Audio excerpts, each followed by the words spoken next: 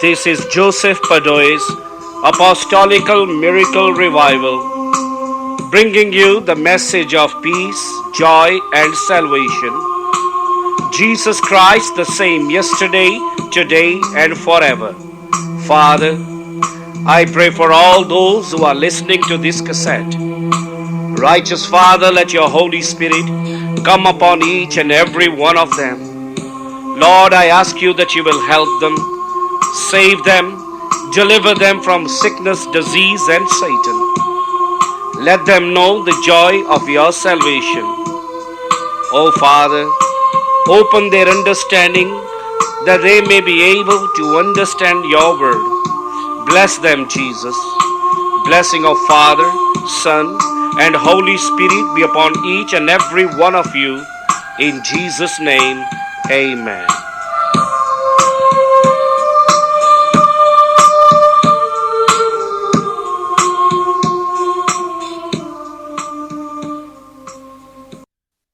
So we're going to read Luke chapter 3.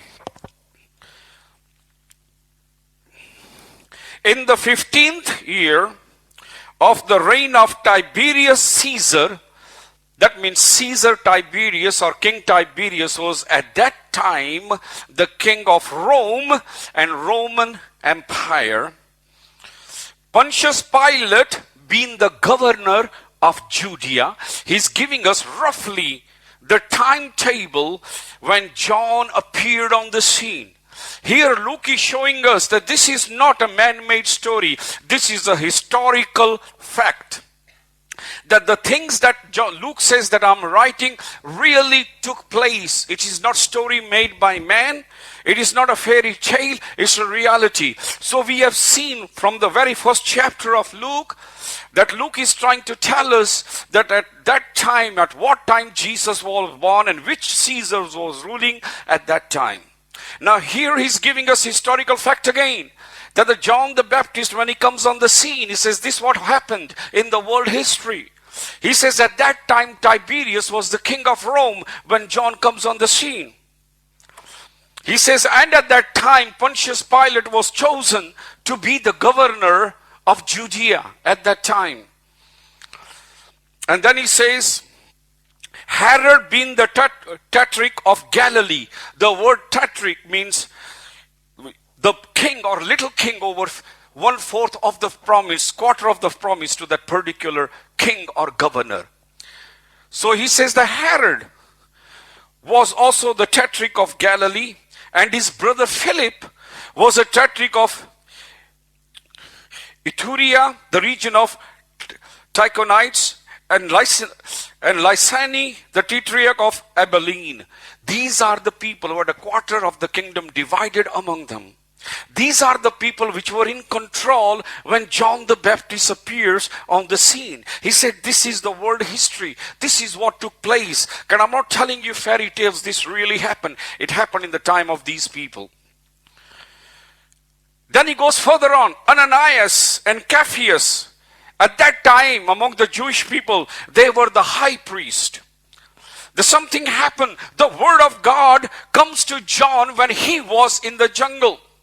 Because all his life, John the Baptist stayed in the jungle. Remember, he was born when his parents were very old. Now, Bible does not follow the life of John the Baptist completely. But somewhere along the line, we can see the parents die and he decides to live in a jungle. And this man, John, is a very simple man. He's more like a jungle man. He does not wear normal clothes like other people. The Bible says his clothes were made from camel's hairs. And he had a belt around his waist. And if you look at his food is very strange. What is he going to find in a jungle?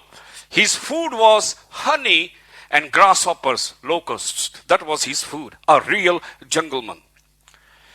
And here you can see the John coming out of the jungle in a strange uniform or clothes. He's not wearing clothes like the people in Galilee or people in Judea. He's wearing a jungle clothes. His clothes are made from camel's hairs. He's got a belt around him and he has got a long flowing hair, because remember, he was chosen to be a Nazarite. And the word of God was given there that the Nazarite were not allowed to cut their hairs. So you can see John coming out maybe with a very long beard and the long hairs, wearing camel skin belt around his waist, and his food is eating locust. A real jungleman. But the Bible says, there he was in that jungle. And in that jungle, the word of God came to John the Baptist. And the word of God that came to John the Baptist was he must go to River Jordan and he must start baptizing people. He must go in the spirit of Elijah the prophet. He must turn the heart of the people to God again. He must bring the realization of man's sins and man needing to repent from their sins. And right, we can see that on the scene this jungle man appears and he starts preaching. We read further on. And he came unto all the country about Jordan, preaching the baptism of repentance for the remission of sin. As it is written in the book of prophet Isaiah, the prophet saying, the voice of one crying in the wilderness, prepare ye the way of the Lord, make his path straight. Now here we can see John is coming preaching. Number one, he's preaching about repentance of sin. In other words, they must be sorry for what they have done. They must realize that they have sinned before Almighty God. It is not enough to say to God, I am sorry. That's not enough. He said further on that they must also bring the fruit of repentance. When you say, God, you are sorry, let God see that you are sorry by not committing that sin again. It's no good be sinning and saying, God, forgive, forgive. That is not true repentance. And here he comes. And they never seen a preacher like this. He does not preach like the Pharisees. He does not preach like the religious leaders. He comes with the authority and the power of Almighty God. And suddenly everyone comes to see, who is this jungle man? Where did he come from? Where did he suddenly appear? Hardly anybody knew him. Not knowing that earthly sense is a cousin brother of Jesus. He comes on the scene dressed like that. Everybody wonder, who is he? Where did he appear from? Because the Bible says he come from the jungle.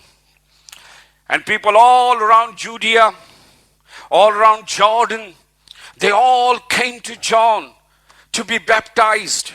They all came to John to ask forgiveness from God and asking God to change their life. And here we can see that this preacher or this John the Baptist was not like ordinary preacher. He was ordained by Almighty God. And yet this preacher was really blind, not knowing who he was. You see, the Pharisees, the religious leaders, they came to John at River Jordan, which we can read in John chapter 1. And they said to John, listen, you're baptizing people. You're a popular preacher. People around Judea, Jordan, they're all flocking. They're all coming to be baptized. But who are you? I don't know. Are you the Messiah? No. Are you one of the prophets? No. Are you then Eli or Elias, Elijah? No. Then who are you? Who gave you this authority? And in John he replies, same as here, I am the voice of one crying in the wilderness, making the way straight for Messiah. And you know why this man is so blind? He's reading a prophecy which is about him. In Isaiah and in other chapters you will read about John the Baptist here and there. And God said, who is blind but my servant? That my servant is so blind, he does not realize how important his role is. My servant is so blind, he doesn't know he's my prophet. My servant is so blind, he doesn't know the greatness of his mission. Yet I am pleased with my servant. Amen. And he was saying about John the Baptist. He didn't know who he was. Are you this? No. Are you that? No. Are you the prophet? No. Then who are you? And then he quotes the verse from prophecy of Isaiah, not knowing that this prophecy is really about him. He said, I'm the voice of one crying in the jungle, making the way of the Lord God straight. Even Jesus said that out of all the prophets that ever came, the greatest of all prophets is John the Baptist, this man from jungle. Why? Because he's coming to make way for Messiah to come. Here he's preparing people to receive Jesus when he comes. You see, religious leaders were jealous of John the Baptist. They were never baptized by John. They did not acknowledge his authority. The common man came to John. The common people got baptized. The common people believed that John was the prophet of God. And you see here, one of the questions the religious leaders asked, even the answer they didn't know, they should have known this is, are you Elias? That means, are you Elijah? You see, because even the religious leaders believed that one day Elijah will appear again. Because God talked about the spirit of Elijah. Because you see, Elijah never died. He was carried by God on the chariot of fire, if you can remember. And they thought that one day Elijah is going to come back on this earth. He's going to reincarnate, come on this earth, and tell them about Messiah. You see, but John was that Elijah. The Bible says he will go in the spirit of Elijah. What did Elijah do? What did the spirit of Elijah did? It brought the Jewish people to the knowledge of the true God. It showed the Jewish people that this Jehovah, the God of Israel, is the true God. Remember, we told you a story last week when Israel and Samaria rebelled against God. They followed Jezebel and her husband Ahab, who was the wicked king. And they began to worship the Baal God. And they forsook Jehovah, the God of Israel.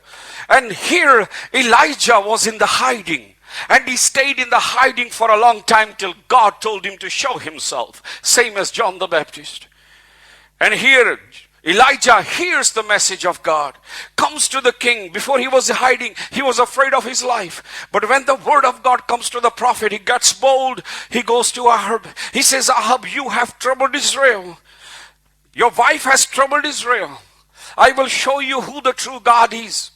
And he summoned people to come upon Mount Carmel. And there were the priests of Baals there. And as for Jehovah's man, Elijah was the only prophet of God left. Yes, there were many who believed in Jehovah yet, but Elijah was the only prophet. Rest of the prophets were killed by Jezebel. And here we can see Elijah, and there are about over 400 people in Israel who still follows Jehovah. And there they go on Mount Carmel, and the altar is prepared, and the calf is laid, the meat is laid on the altar. The wood is put on the altar, and the priest of the Baal began to pray. Please, Baal, help us. Please, Baal, bring the fire. Let this Elijah know you are the living God. Please, Baal. And they began to pray. They began to read their mantras. They began to do the artis. They began to cut their bodies. The day went, the afternoon went, evening time. No answer.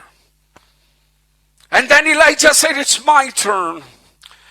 And Elijah places the offering on the altar, makes of 12 bricks representing 12 tribes of Israel. And there he puts the offering, and he puts the wood, and he digs the trench, tell the people to dig a trench and water it.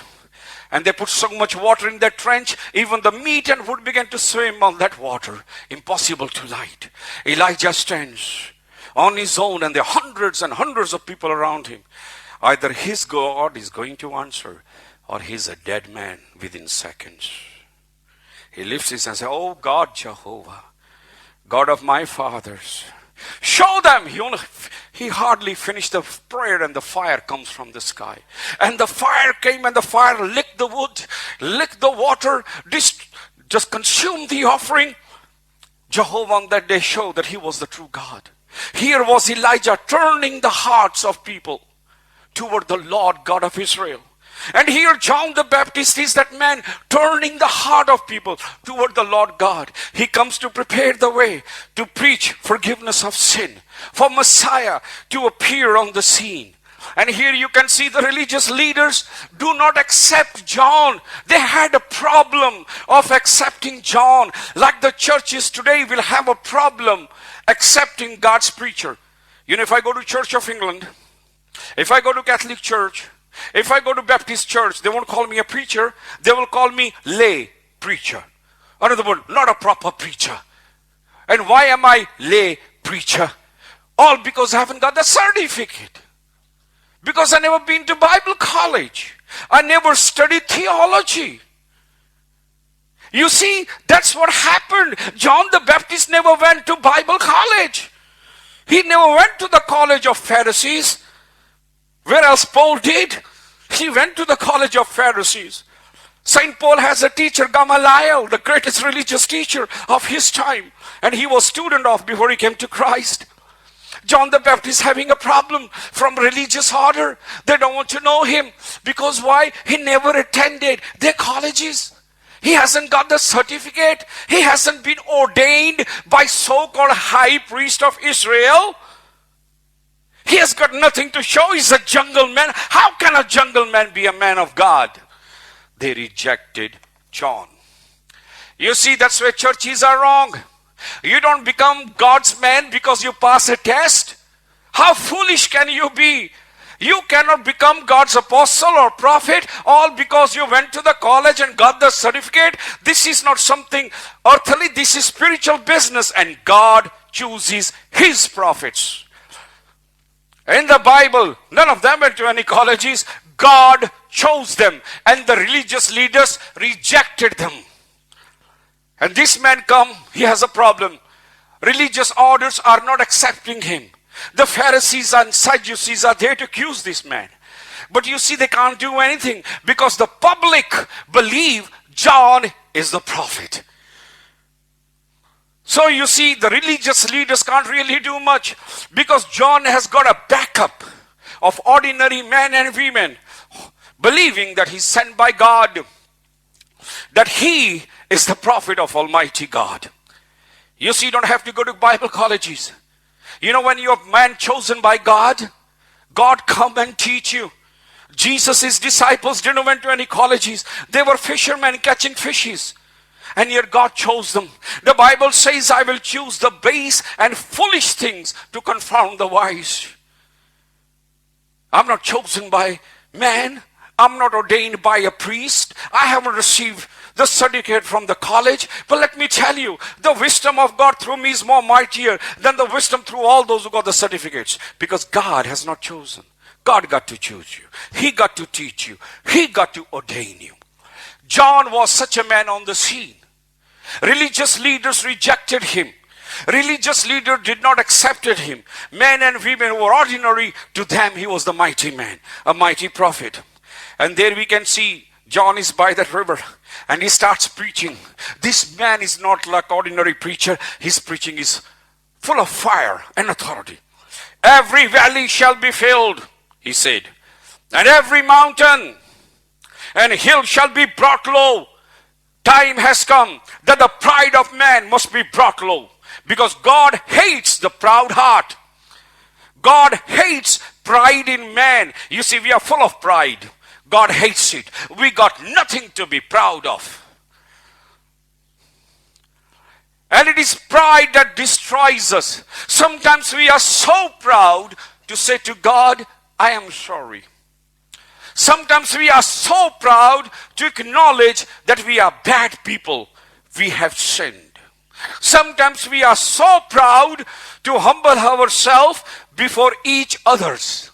We always try to justify, make ourselves look right, but fools, God knows your heart. So that's what John says. God hates pride. Pharaoh had a pride, he was destroyed. The only thing that will stop us entering heaven is a pride of things. Not to be humbled, always to be proud. And Bible says God resists those who are proud of heart. Here John is preaching, every valley shall be filled. Every mountain hill shall be brought low. The valleys right down, valleys of land which is between two mountains. And it is so low down. Those people who are humbled, he says, like a valley. Those who are humbling themselves before God, he says he's going to fill them with water. God is going to fill them with his spirit. God is going to fill them with his power. God is going to fill them with his grace, because they are valleys. They are down there. They humble themselves. They put themselves in dust and ashes, repenting of their sins. They have confessed their wickedness. They have broken their heart before Almighty God. They are the valleys. He says valleys going to be filled with the water. That those who are humble of heart, that God will fill them with His power and Spirit and grace because they are humble of heart. My dear friends, let's go to again that verse. Every valley shall be filled. He says every mountain and hill shall be brought low. Everything that is high, proud, pride, standing like a mountain, standing like a hill. I am the only one. I haven't done nothing wrong. It wasn't my fault. Why should I say sorry? I've done nothing wrong. Pride, thinking that you are almighty and big. And God says, fool, you're going to be brought low. The proud will be brought low before Him. God knows how to humble those who are of proud heart. And the crooked shall be made straight. Amen. And rough ways will be made smooth. Praise God for that. Praise Him. Do you see what God is saying? God is saying this crooked way. You know, we make our way crooked. We are the one that bring trouble in our life by our foolishness. The troubles that's come in my life, your life, is sometimes not God's never fault. It's not even Satan. It's our own wrongdoing. Our own foolishness, our own silliness, our own mistakes have messed up our lives. And you see, praise God, God says, everything you done wrong, everything that you done in your life which has messed you, finished you, I'm going to make it okay for you. That's what He says. Yes, that's what Daddy does. Son always go wrong, but Daddy has to come and put it everything okay. You know, we run to this Daddy and say, Father, I've been so stupid, I've done this. He says, don't worry, I'll fix it. And thus He says, crooked ways shall be made straight. We made it crooked because we disobeyed God. We brought problem. I brought problem in my life. It wasn't God's fault. It wasn't devil's fault. It was my fault. I did it. My mistakes, silliness, whatever you want to call it. And we all bring trouble in our lives. Not brought by devil even. Not even brought by the devil. God, and God never brings it. I'm just giving an example. But our own silly thinking, behavior, and the things that we do. And we make a lot of mistakes. We sin a lot. We do things and we are trapped in those things. We ourselves go out and have a good time, and then we are in the grip of certain habits, certain drugs, drinks, clubbing, pubbing. Then we are in grip, we can't just come out. God says, okay, your way is crooked, too crooked. Say, okay, Father, I want you, fix it for me. Fix it for me. And here He says, if you really repent, He says the crooked way will be straight. God will fix it. He says, I will make crooked way straight. I will fix your mistakes. I will fix your wrongdoings. I will fix the things that you have messed up yourself. You see, but before God can fix it, you got to repent. You got to come to Him. You got to break your pride. You got to humble yourself. You got to beg Him that you want Him. Then He'll fix it. He said, your rough ways shall be made smooth. All flesh, praise the Lord. Look at the prophecy of John. All flesh shall see the salvation of God. That now all man on this earth will have a chance to receive salvation. That now Jesus is to appear, not for the Jews, not for the Greeks, but for the whole world. He says all flesh, all human race will have a chance to be saved. All human race will see the salvation. And who is the salvation? Christ. And now, my friend, the preaching is done literally in all the corners of the world. And what John has said, we see today all flesh, even those in Amazon jungles, are seeing the salvation of the Lord. People in villages in India today are seeing the salvation of the Lord. The communist country like China, Korea, like Russia are seeing the salvation of the Lord. And John says here, all flesh. Amen. All flesh shall see the salvation of the Lord. That's what he said. And now whole world is seeing the salvation Christ.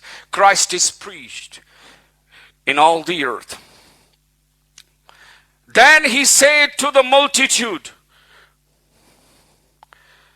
that come to be baptized, O generation of vipers, who have warned you to flee from the wrath to come. You see, at that time when we go back to the chapters of John chapter 1 of the gospel, he said these verses also when priests were there. You know what he's calling them? Snakes. Children of snakes. Another word, children of Satan. And John said to the multitude, come to me, O generation of vipers, who have warned you to run from the anger of God?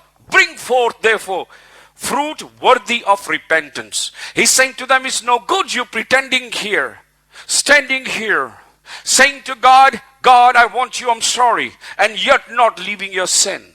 It's no good you dipping yourself in this water and saying, God, I am sorry, but not coming out of your habits. It is no good saying, God, I am sorry, but not changing your life. He says, bring fruit worthy of repentance. Let God see you are sorry. Not hear it, but see it. We have Abraham. Say not to within yourself, we have Abraham. Father, say unto you, God is able of these stones to raise up the children to Abraham. You are not born as the child of God. You have to become the child of God. You are the child of your daddy, whatever his name is. I am the child of my daddy, not of God. I'm his son, born from his seed. But spiritually now I had to become God's children. You are not automatically born God's children. You are the children of your parents. But when you get certain age, that you must come to realization of wanting God, and then you can become the children of God. And here he says, listen, don't think to the Jews, oh, don't worry, we are the children of Abraham. That doesn't give you ticket to heaven because you are the children of Abraham. That doesn't mean automatically you are destined for heaven. That doesn't mean you got salvation. The Bible says not those who are born, those who believe on the Son of God, to them he gives power to become the children of God. We've seen in many of the churches, some churches, where they baptize infants. Nowhere in the Bible says that. How can infant, a little baby, make a decision whether he wants God or not? In God's sight, all infants are innocent. The Bible says, unless the man be born again, not the little baby. Because you got to come to realization, come to decision, repent of your sins, and then sell. How can a child do that? How can a child decide? And here he says, don't think you're automatically the children of God. Don't always have this banner over your head like the Jews says, oh, we are the Jews. Oh, we are the children of Abraham. He says, listen, that doesn't give you a ticket to heaven. You can be children of Abraham. That will not open heaven's door for you. You can be the children of Abraham. That is not going to give you forgiveness. He says, let me tell you one thing. God is able of these stone days to make a children of these stones who will be more better than you, more obedient than you, say to the Jews. This man is no ordinary preacher. He doesn't take nobody's nonsense. He's telling them straight, whether they like it, whether they hate him. He don't care. He don't care if anybody follows him. He don't care if anybody believes on him. He has come to share and to tell the truth of God that came to him when he was in that jungle. He might not have fancy clothes, fancy church. His food might be strange, eating locust and honey only. He might be really smelly, probably stinking from all that heat under that cloth. But he was the prophet of Almighty.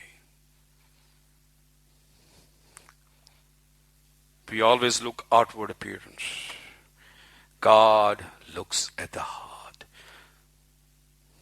And here he tells the Jews straight. He says, don't come here and bring me that banner. Oh, we are of Abraham. He says, let me tell you something. These stones, if God decides to make children of these stones, they're going to be far better and more obedient than you are. So don't hang that banner. That doesn't make you the children of God. And they got a shock because nobody spoke to them like that. And he doesn't stop there.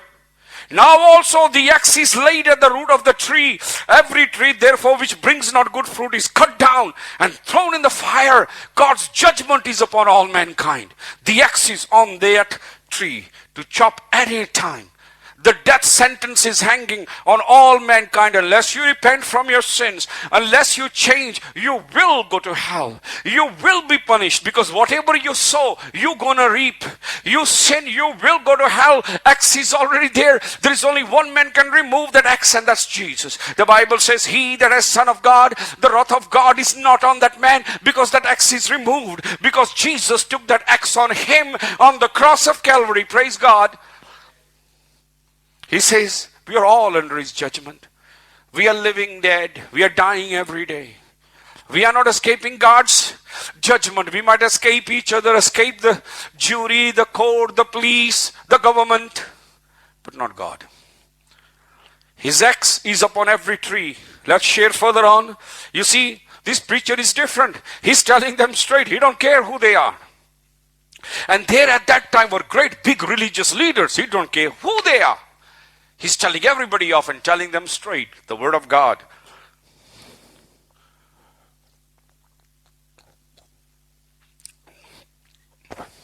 People asked him. People began to fear. They never heard a preaching like that. They never seen a preacher man like this. Who is he? Is he really sent by God? They're believing him. He's putting fear in their hearts. His preaching is full of fire. And they all came and say, Master, what shall we do? What shall we do? How can we please God? How can we turn God's anger again?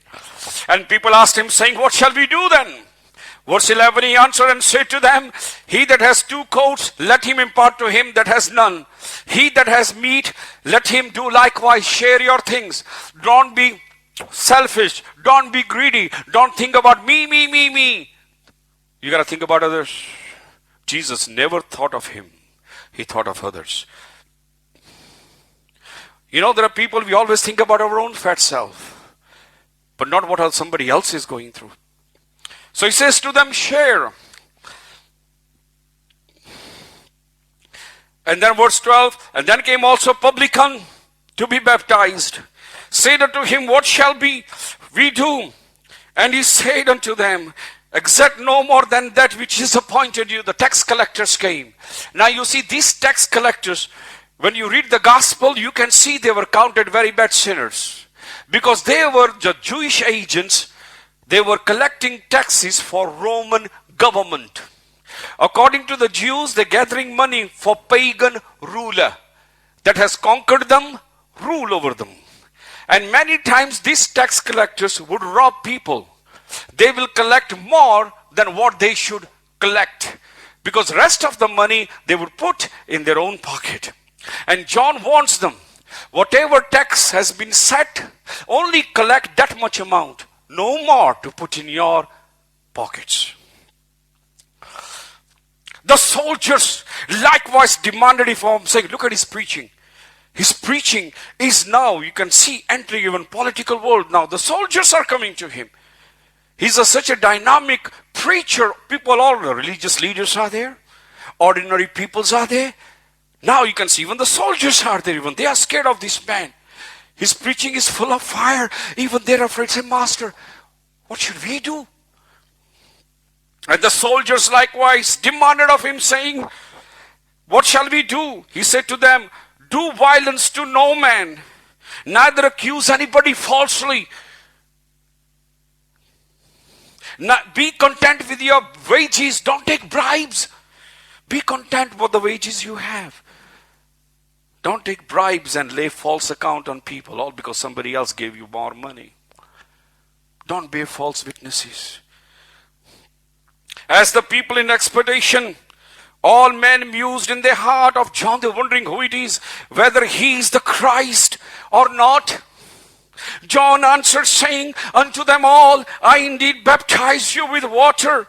But one mightier than I comes, the latches of whose shoes I'm not worthy to unloose. He shall baptize you with the Holy Spirit and with the fire. But who are you? He says, God only sent me to baptize you water, symbolizing you're sorry for the sin.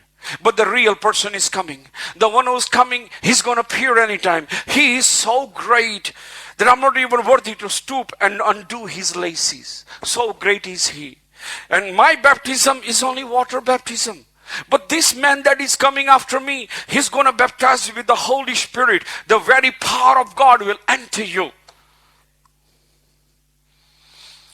And then, whose fan is in his hands, he will thoroughly purge his floor, will gather the wheat unto his garner. The chaff will be burned with unquenchable fire. He has got power. If you believe on this man that is coming, who is greater than I, you will receive salvation. And if you reject him and reject his teaching, then you will burn, even as Moses said, there riseth a prophet like unto me, whosoever will not believe that man, even that soul shall be cut off. And he says, in the hand of this man, there is a fan. Remember in India, they have this fan chaj. They used to put a wheat and they go like that. All the chaff would fly away and the wheat would remain. He has got that. Sorting up fan. He sought it out. The wheat is his. But the chaff, the dirt is flown. And where is that dirt flown? To be gathered and put in the fire to be burned. And the wheat is taken, stored in the what you call garners. And here he comes. Those who are not his people, they are like the chaff. On the day of judgment, all the chaff will be gathered and thrown in that fire that burns forever. And as for the wheat, they are his people. He will gather them to himself. And many other things his exhortation preached he unto people, that many preaching he preached. Herod the Tetrarch being reproved by him for Herodias, his brother Philip's wife, for all the evil which Herod has done, added yet to his above all that he shut up John in prison. Now when all the people were baptized, it came to pass that Jesus also being baptized, praying, the heaven was open. Now here we can see there is a trouble. Trouble is that the Herod wants to marry his sister-in-law, Philip's wife. And John the Baptist marches into his palace and says to Herod, you can't do that because that is adultery. While your brother Philip is alive, you cannot marry Philip's wife. So obviously Herod got angry and put John into prison. Now before John went into prison, something happens. Now you see, the Bible says Jesus comes on the scene as he's baptizing people. Because God told John, when you are baptizing, I will send my son. And this will be the sign. You will see the heavens open. You will hear my voice. And you will see my spirit coming upon my son. Now as Jesus comes on the scene among the multitude of people who are coming to John to be baptized, and John looks at him. At that time, John had disciples, and especially two brothers, those Peter and Andrew. And he says to them, Philip and I think it was Philip and Andrew, one of them, two of them anyway. So he says to them, the Lamb of God that takes away the sins of the world. You see in Old Testament, when you commit sin, the Lamb was offered as the sacrifice. And here he was saying, look, this is that Lamb of God. This is that sacrifice chosen by God to be crucified or to die on that cross. Now here we can see that one of the brother who was standing there was Andrew. And Andrew was Philip's brother. And they also heard John say that. And here Jesus comes to John to be baptized. You see, here it takes a big courage. You know how much shame it was? Listen carefully. For Jesus to stand there by Jordan to be baptized. But he took that shame. You know, which shame? Jordan baptized, and baptism of John symbolized repenting of sin. And Jesus is standing in the line with the people to ask forgiveness for sins which he hasn't committed. Standing that he's sorry for the sins which he hasn't done. He's been classed as ordinary people without being guilty of it. And here is the Son of God waiting in line to be baptized. You see that humbleness. And I want you to see how much Jesus loves us. He stood in the line of the sinners. He didn't have to. That's what Jordan symbolized. Repentance of sin. And even John is amazed. He says, Master, what are you doing here? I should be baptized by you. You don't need baptism. You don't need baptism. You haven't sinned. You are the Son of God. He says, I should be baptized by you. And Jesus replies to John, leave it thus far. I've come all righteousness to be fulfilled. See that great sacrifice. Jesus standing in the line of sinners. And that was an honor. But he humbled himself, the Bible says. He had to be baptized because he was also man. Born as a Jewish man. Though he never sinned. And the other reason God had to show John which one it is. He didn't know. The man been living in jungle. He didn't even knew Jesus is his cousin brother. And here as Jesus comes before John, and Jesus goes into the water, he comes out and suddenly something happens and John sees the skies open. And he hears God's voice saying, John, this is my son. I am very much pleased with my son. And he sees the Spirit of God coming and resting upon John. Here, Jesus' seal was on the baptism of John. Another word, he accepted and put the stamp on John's baptism. His man sent by him, approved by him, because he himself went to him. And then you see, God's Spirit comes on Jesus. And we're going to read a little bit further. And Jesus himself began to be 30 years of age, as was supposed the son of Joseph, the son of Heli. Now the time has come for Jesus to begin the ministry. And when Jesus began the ministry, my dear friends, how old was he? 30 years of old. When Joseph stood before Pharaoh, how old was he? 30 years of old. You see, why age 30? It's very important. We got to look back in the pages of Leviticus, you see, because Jesus is a fulfillment of everything that we read in Old Testament. Why did he has to begin his ministry at the age of 30? Why couldn't he begin his ministry at 25, 20, 15? Well, he's the Son of God. Why did he have to wait till he was 30 years of age? That is, you see, for the fulfillment of the Old Testament. In Old Testament, the Levites, when they reach the age of 30, they were ready to do their service in God's court. At which age? 30. So Jesus, being the high priest, has to be of the age of 30 to minister before Almighty God and carry his mission. And the age of 30 in Old Testament was counted that at the age of 30 man is properly matured. So Jesus standing before Jehovah carrying his ministry at the age of 30 was fulfillment of the Old Testament. For Levi to attend to service of God must be 30 years of age. And that is why Jesus at the 30 year of age, he ministers to who? God and the people. Amen. Our Father, who is in heaven, holy be your name. Your kingdom come, your will be done, in earth as it is in heaven. Give us this day our daily bread, O Lord, and forgive all our sins, as we forgive those who have sinned against us. Let's not be led in temptation, O Lord, but deliver us from evil.